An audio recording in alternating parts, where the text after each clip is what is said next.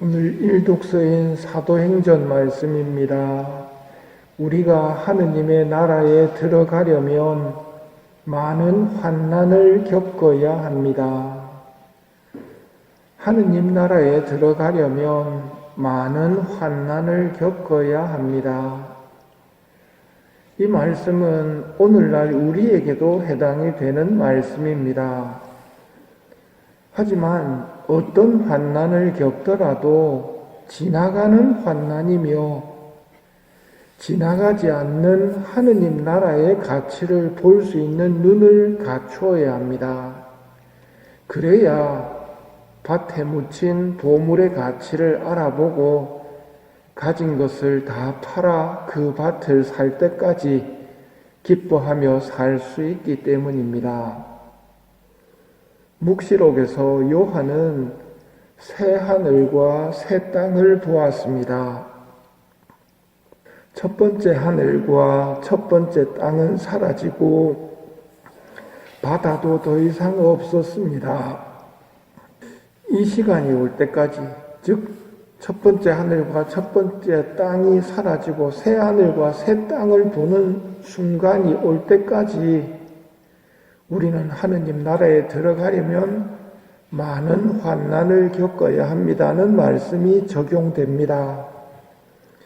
그러나 하느님 나라에 들어가는 순간 하느님 친히 그들의 눈에서 모든 눈물을 닦아주실 것이다.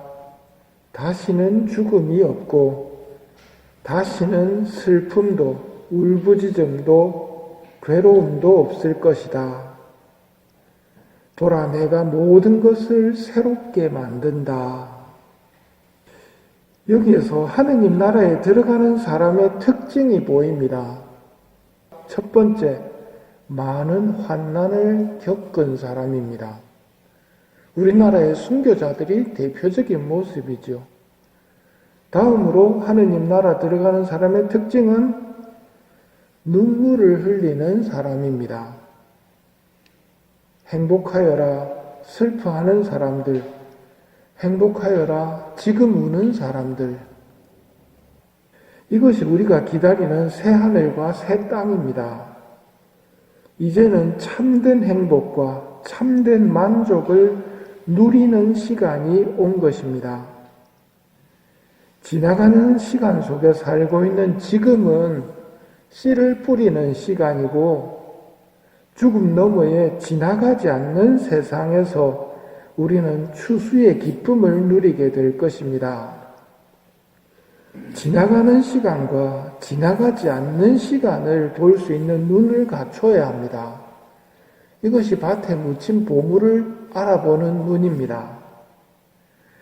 누구를 두려워해야 되는지 알려주겠다.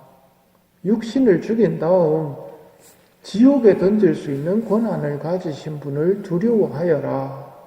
그렇다. 바로 그분을 두려워하여라.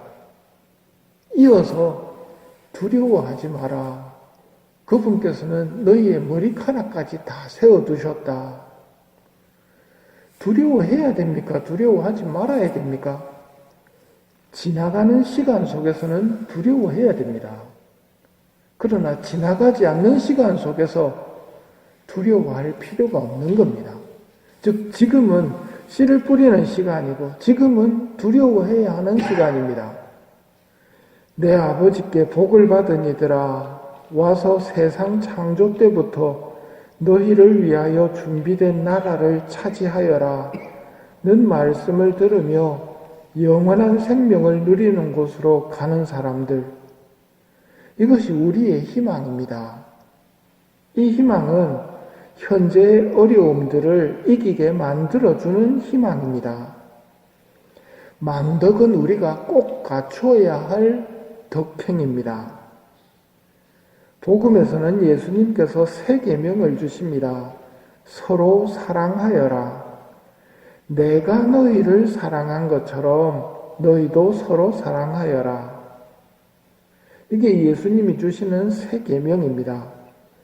새 계명의 특징은 예수님께서 우리를 사랑하신 것처럼 사랑하는 것이기에 이 계명은 예수님의 삶을 계속 주시해야 합니다.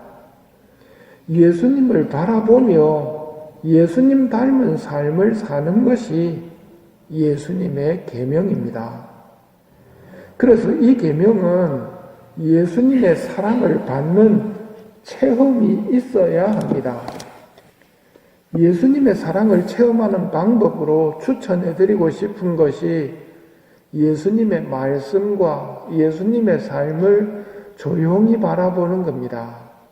성경이나 영적 독서를 읽으며 예수님의 마음을 헤아려 보고 또 묵주기도를 바치며 예수님의 삶을 바라보는 것입니다. 이런 묵상 없이는 예수님께서 죽기까지 우리를 사랑하셨다는 말이 마음에 와닿지 않습니다. 이런 묵상을 하며 사랑받고 있음을 느껴야 예수님의 새 계명을 지킬 수 있습니다. 특히 오늘 같은 주일은 읽고 묵상하는 시간을 충분히 가질 수 있어야 합니다. 미사 전후로 좀 일찍 와서 말씀을 읽고 조용히 그 말씀 안으로 들어가 예수님을 바라보는 것입니다. 예수님의 마음을 헤아려 보는 것입니다. 오늘 들은 말씀을 반복해서 읽으며 예수님을 생각해 보면 좋겠습니다. 내가 너희를 사랑한 것처럼 너희도 서로 사랑하여라. 사도행전에 나오는 사도들의 말씀도 묵상하기 좋습니다. 우리가 하느님 나라에 들어가려면 많은 환난을 겪어야 합니다. 묵시록을 통해 보여주시는 희망을 바라보며 하늘나라에 대한 희망을 주신 예수님을 더 사랑하게 된다면 올바른 묵상이라 하겠습니다. 새 계명을 주시는 예수님께서는 먼저 사랑의 모범을 보이신 후 우리에게도 사랑하라 말씀하십니다. 예수님의 사랑은 감실에서 잘 나타나는데 보라, 이제 하느님의 거처는 사람들 가운데 있다. 하느님께서 사람들과 함께 거처하시고 그들은 하느님의 백성이 될 것이다.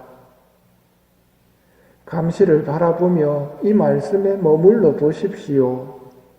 그러면 성체 안에 예수님께서 주시는 사랑과 힘을 분명히 느낄 수 있을 것입니다.